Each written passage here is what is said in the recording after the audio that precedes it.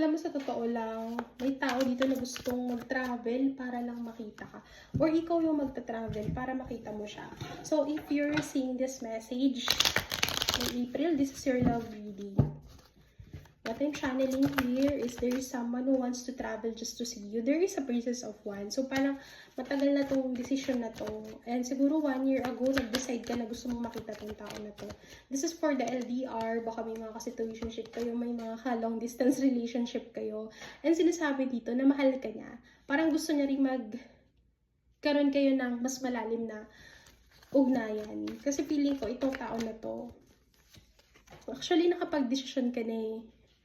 And you really manifested na kayo yung magkatuluyan. And feeling ko pinili mo siya among your suitors. Feeling ko marami kang option or marami nagkakagusto sa'yo. Tapos you decided na, I really want this person now. Pwede bang maging kami? So meron ka mga ganong manifestation. May mantra ka everyday dito.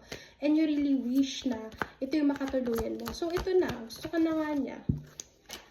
Dati siguro hindi ka niya pinapansin. Yung parang ini-ignore ka lang niya. Ngayon, itong person mo ay decided na sa'yo. Pero may Ace of Pentacles in reverse. So, meaning parang naghihintay siya ng tamang timing. Kasi hindi talaga siya yung klase ng tao na bigla-biglang susulpot. Parang hindi siya yung ganong klase ng tao. Lahat ng bagay ay pinag-aaralan niya bago po siya mag-go. At sabi rin dito, with there is a Two of Swords. So, meaning that your person wanted you so bad. Like, I feel like minamanifest ka niya every day, namimiss ka niya, every night, lagi ka niyang iniisip. There is a Lover's card. This Lover's card signifies na sobrang lalim na ugnayan niyo sa isa't isa to the point na kahit na hindi kayo nagkikita, yung mind and soul niyo nag-uusap.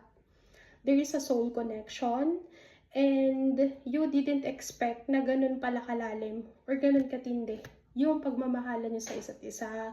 Kasi for some of you, nag-break na kayo, or parang nagkalayo, and then pinaglapit ulit kayong dalawa ni universe. So, this is a sign na itong person mo ay pwedeng mag-travel siya or ikaw just to see each other.